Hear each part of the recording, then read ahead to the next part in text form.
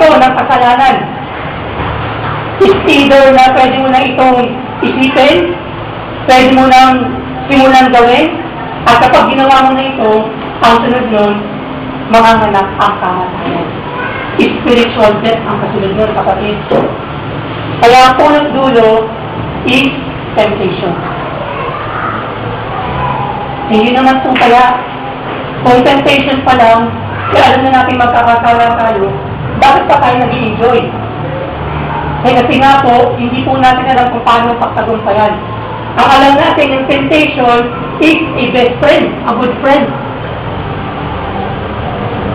May hinahamon pa natin ang tentasyon. Hinahamon pa natin ang tukso.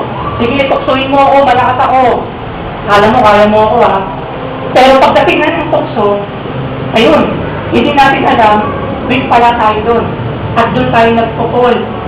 At nung nagpukol tayo, nagtatala, namatay tayo spiritually. At nung namatay tayo spiritually, humiwalay tayo sa Diyos.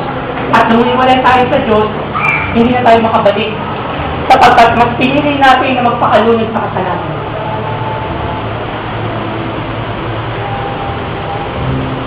Meron po ba tayong natututunan kung paano natin mapagtagumpayan ng kasalanan?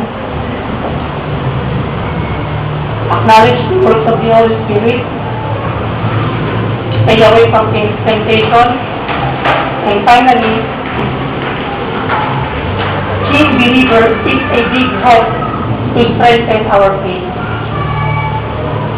Pag sinabi kong king believer, ito po yung mga eager na mga mananampalataya para mas lalo pa silang maging spiritual, mas maging fruitful, mas maging productive sa kanilang spiritual life.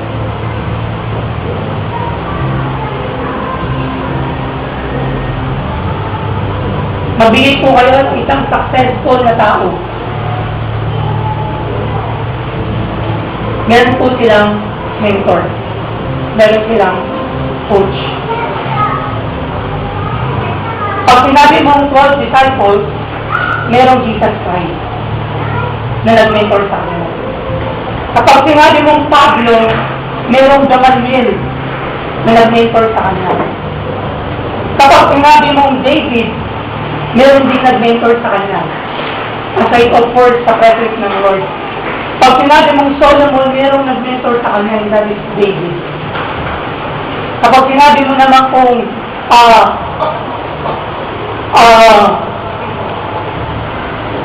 Billy Graham, nandiyan yung kanyang anak. At kapag sinabi mo kung sino ka, meron ka dapat mentor. Dahil pag wala kang mentor, it's either na meron mangyari sa'yo spiritually na hindi mo na makontain at wala kang matanungan sa iyong problema, maaaring mahulog ka ulit sa kasalanan. Alam po ba ninyo na maraming mga great leaders, great preachers ang nagsimula sa tinatawag na pangit or hindi sila educated, pero nung nakakuha sila ng mentor ay naging maganda ang kanilang spiritual life. J.C. Smith, siya po ay 17 years old nung siya po ay nag-start mag-preach. At hindi po siya nag-aral, take note, wala po siyang formal education. Kung hindi, siya po ay nangangaral lamang bakit sa kanyang nabasa, and then i-preach niya. Pero one time, dumating na nagkaroon siya ng tinatawag na mentor. Hindi lang po siya tinuruan sa tinatawag na salita ng Lord on how to exhort, on how to make outlines, pero tinuruan din siya kung paano lumayo sa kasalanan. Sapagkat alam po ba ninyo na ang isang mananampalataya ay malapit sa tukso? Alam po ba ninyo ang isang pastor ay malapit sa tukso? At alam din po ba ninyo na kapag ikaw ay naglilingkod, malapit ka sa tukso? That's why kapag wala po kayong mentor at wala nag-mentor sa inyo, pwede kang gumawa ng sarili mong aksyon. At hindi mo alam yung aksyon mo ay kapamangan na. Meron nga po akong nagawang isang quotation sa wikang Tagalog po natin. Sabi po doon, ang isang kalapasing nakakulong sa hawla nakawala, nagwawala. Ang isang kalapating nakakulong sa hawla, nakawala, nagwawala. Ibig kong sabihin nun, yung kalapati sa symbol of a Christian, na ikaw ay isang pinipreserve ng Lord, and then later on, ikaw ay nakawala, no? Nagustuhan mo yung mundo, and then wala kang mentor. Ang isang kalapati ng isang butcher, tama ba yun? Na kapag pumalakpak yung may-ari, anong ginagawa ng ibon ng kalapati? Bumabalik ng pusa. Subalit, kapag ang isang kalapati walang mentor, walang may-ari, walang nagpo-correct, walang nagtutuwid, walang tatawag sa kanya sa buhay.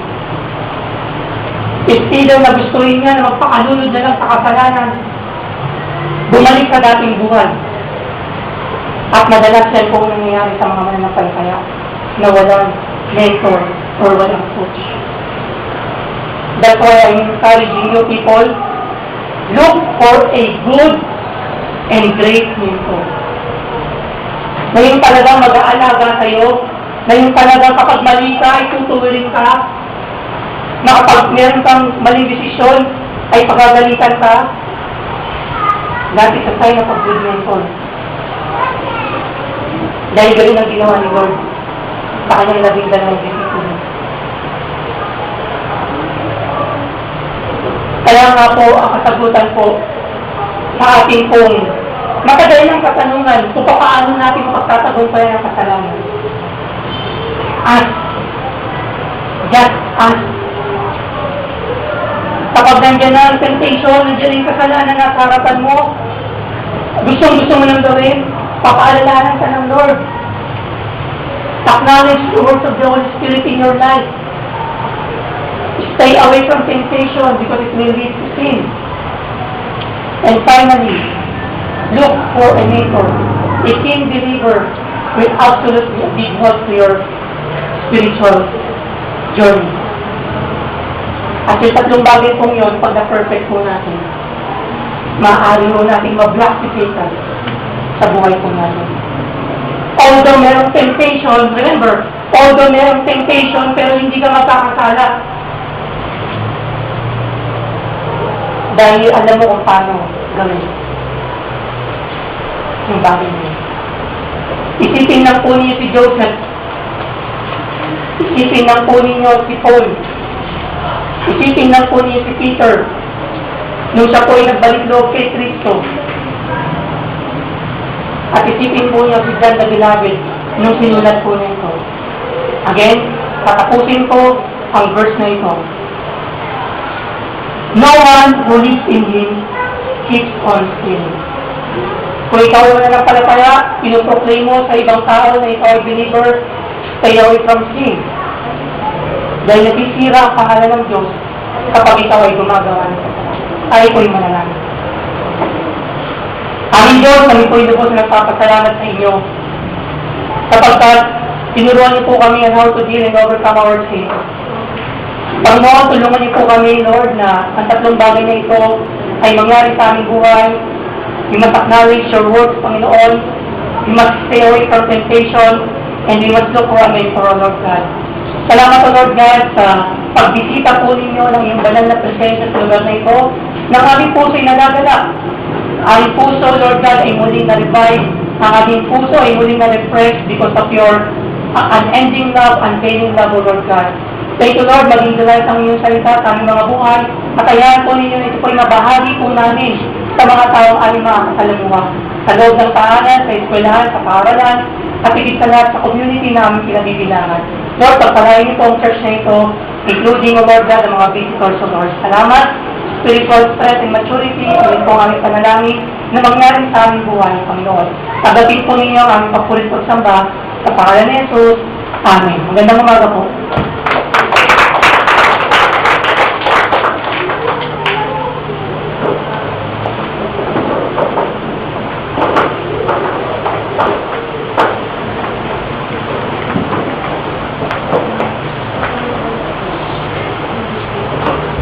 Amen. Ayan, patuloy po tayo sinukorek ng Lord.